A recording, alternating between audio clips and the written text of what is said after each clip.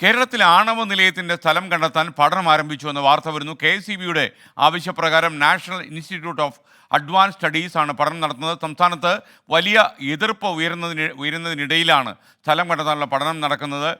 കൂടംകുളം ആണവ നിലയം വന്നപ്പോൾ കേരളത്തിലുണ്ടായ എതിർപ്പുകൾ അറിയാം. എന്നാൽ നമ്മുടെ തൊട്ടയൽ സംസ്ഥാനമായ തമിഴ്നാടിൻ്റെ ബോർഡറിൽ, കേരളത്തിൻ്റെ ബോർഡറിൽ തന്നെ ഈ കൂടംകുളം ആണവ നിലയം വന്നു. ഒരു കുഴപ്പമില്ലാതെ ഇത്ര കാലവും പ്രവർത്തിക്കുന്നു.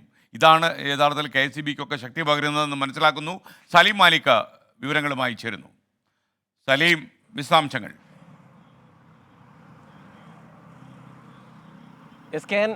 സംസ്ഥാനത്തൊരു ആണവ നിലയം എന്നുള്ള ഒരു ആവശ്യം അത് KSEB ഏറെക്കാലമായി മുന്നോട്ട് വയ്ക്കുന്നതാണ്. അതിൻ്റെ പ്രധാനപ്പെട്ട കാരണം സംസ്ഥാനം പ്രതിവർഷം 13,000 കോടി രൂപയുടെ വൈദ്യുതിയാണ് വിവിധ ഇടങ്ങളിൽ നിന്നായി വാങ്ങുന്നത്. മാത്രമല്ല, സംസ്ഥാനത്തിന് പുറത്തുള്ള മറ്റ് പല ആണവ നിലയങ്ങളിൽ നിന്നും കേരളത്തിന് വൈദ്യുതി നൽകാത്ത സാഹചര്യമുണ്ട്.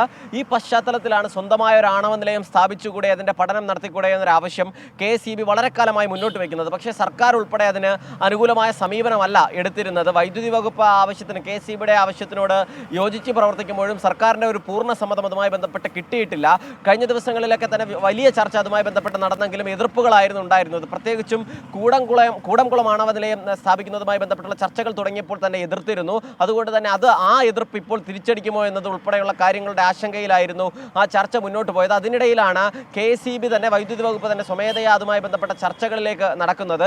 മാത്രമല്ല, KSEB ആദ്യഘട്ടത്തിൽ തന്നെ ഭവാനി എന്ന ഭാരതീയ നാഗരിക് വൈദ്യുതി നിലയവുമായൊക്കെ ബന്ധപ്പെടുകയും വീഡിയോ കോൾ വഴി ഇതുമായി ബന്ധപ്പെട്ടുള്ള ചർച്ചകൾ അനൗദ്യോഗികമായി തന്നെ ആരംഭിക്കുകയും ചെയ്തിരുന്നു.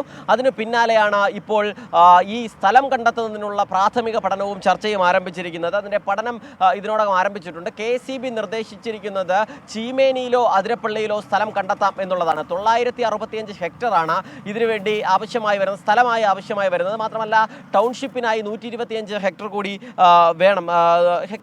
ആ നിലയിൽ ഉള്ളൊരു സ്ഥലം കണ്ടെത്തണം എന്നുള്ളതാണ് നിലവിലെ ഒരു പഠനം ബന്ധപ്പെട്ടുള്ള ഏറ്റവും പ്രധാനപ്പെട്ട കാര്യം. അത്രയും വിശാലമായ ഒരു സ്പേസ് എവിടെ കിട്ടും എന്നുള്ളതാണ് ആദ്യഘട്ടത്തിലുള്ള ശ്രമം. മാത്രമല്ല, ആ സ്ഥലം, ഇതുമായി ബന്ധപ്പെട്ട സ്ഥലം കണ്ടെത്തി പഠനം നടത്തി അതിനുശേഷം സർക്കാരിൻ്റെയൊക്കെ അനുമതി വാങ്ങി ഇത് മുന്നോട്ട് പോകുമോ ഇല്ലയോ എന്നുള്ള കാര്യങ്ങൾ കണ്ടു തന്നെ അറിയണം. പക്ഷേ അപ്പോഴും 7,000 കോടി രൂപയാണ് പദ്ധതി ചെലവ്. സംസ്ഥാനം സാമ്പത്തിക പ്രതിസന്ധിയിലൂടെ കടന്നു പോകുന്ന പശ്ചാത്തലത്തിൽ കൂടി ഇത്രയും വലിയ ചിലവ് താങ്ങാൻ കഴിയുമോ എന്നതുൾപ്പെടെയുള്ള വിമർശനങ്ങൾ സർക്കാരിൽ നിന്ന് തന്നെ ഉയരുന്നുണ്ട്. സർക്കാരിൽ നിന്ന് തന്നെ എതിർപ്പ് ഉയരുന്ന പശ്ചാത്തലത്തിലും അതിനെ മുഖവിലേക്ക് എടുക്കാതെയാണ് KSEB നിലവിൽ ആണവ നിലയം എന്ന വലിയ പദ്ധതിയുടെ പദ്ധതിയുടെ പഠനവുമായി മുന്നോട്ട് പോകുന്നത്.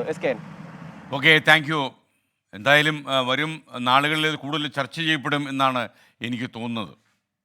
കാര്യം, വൈദ്യുതി ഉൽപ്പാദനം കുറയുകയും ഉപഭോക്താക്കളുടെ ആവശ്യം കൂടുകയും ചെയ്യുന്ന കാലത്ത് KSEBക്ക് എന്തെങ്കിലും ഒരു വഴി കണ്ടുപിടിച്ചേ പറ്റൂ.